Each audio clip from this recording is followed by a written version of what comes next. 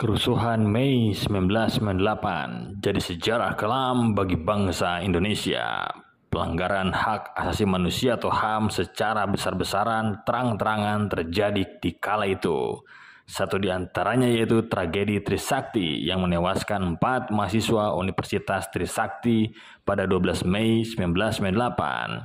Sehari setelahnya, 13 Mei sampai 15 Mei 98, menyusul peristiwa-peristiwa pelanggaran HAM lainnya yang dikenal dengan kerusuhan Mei 1998. Pada rentang 13 sampai 15 Mei, Indonesia bergejolak akibat kerusuhan rasial terhadap etnis Tionghoa di sejumlah kota, antara lain Jakarta, Medan, Palembang, Solo, Surabaya, serta beberapa kota lainnya.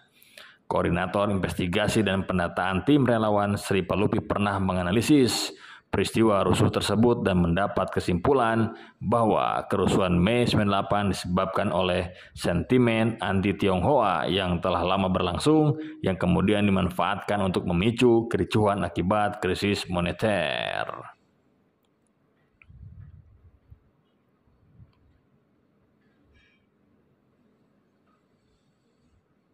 Amuk masa ini membuat para pemilik toko ketakutan dan memberikan keterangan di depan toko mereka dengan tulisan milik pribumi atau pro-reformasi karena penyerang hanya fokus ke etnis Tionghoa.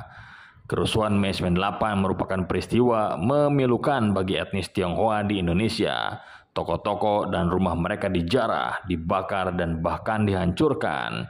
Lebih dari itu, pelanggaran HAM berat terhadap wanita Tionghoa juga terjadi. Mereka diperkosa, dilecehkan, dianiaya, dan dibunuh.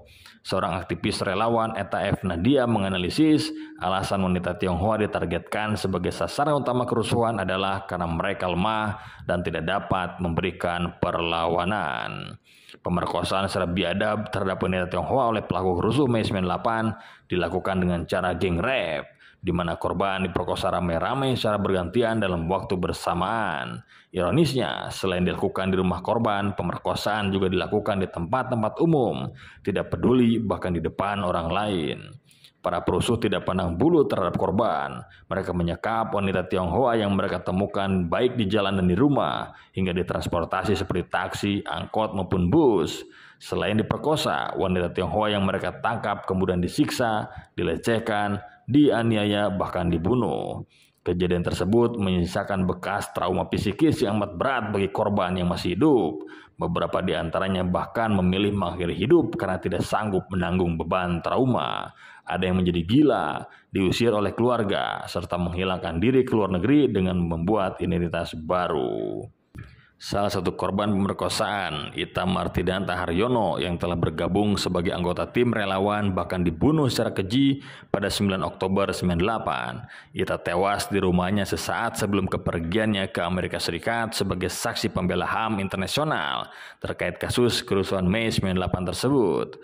Total korban tewas dalam kerusuhan Mei 98 adalah sekitar 1.188 orang dan setidaknya 85 wanita dilaporkan mengalami pelecehan seksual.